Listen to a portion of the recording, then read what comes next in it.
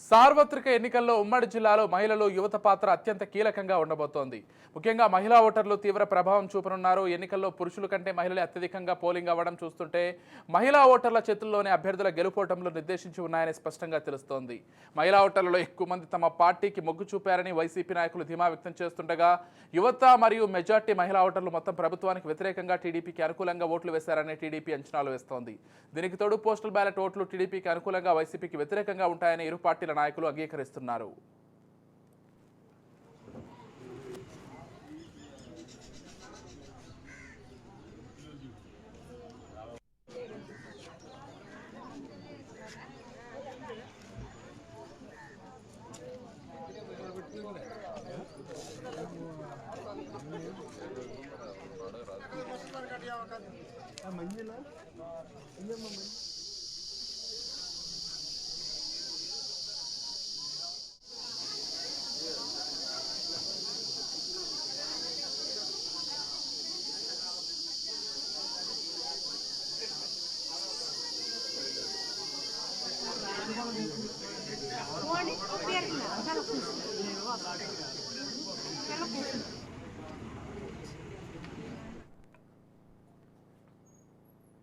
మరోవైపు గ్రామాలు వార్డుల వారీగా బూత్ నెంబర్ల వారీగా టీడీపీ వైసీపీ నాయకులు అంచనాలు వేసుకోవడంలో బిజీగా మారారు.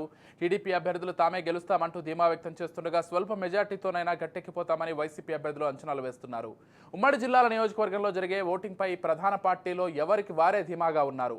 తూర్పుగోదావరి జిల్లా, కాకినాడ జిల్లాలో మహిళలు ఎక్కువ మంది తమ ఓటు హక్కును వినియోగించుకోనున్నారు.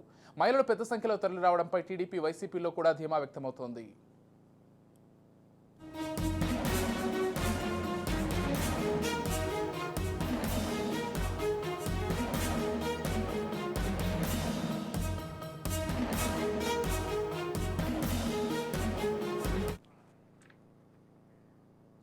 ప్రస్తుతం జరిగిన ఎన్నికల్లో పురుషుల కంటే మహిళలు అధికంగా ఓట్లు వినియోగించుకున్నారు. తుని నియోజకవర్గంలో 2,45,538 ఓట్లలో పురుషులు 93,184 ఓట్లు, మహిళలు 93,988 ఓట్లను వినియోగించుకున్నారు.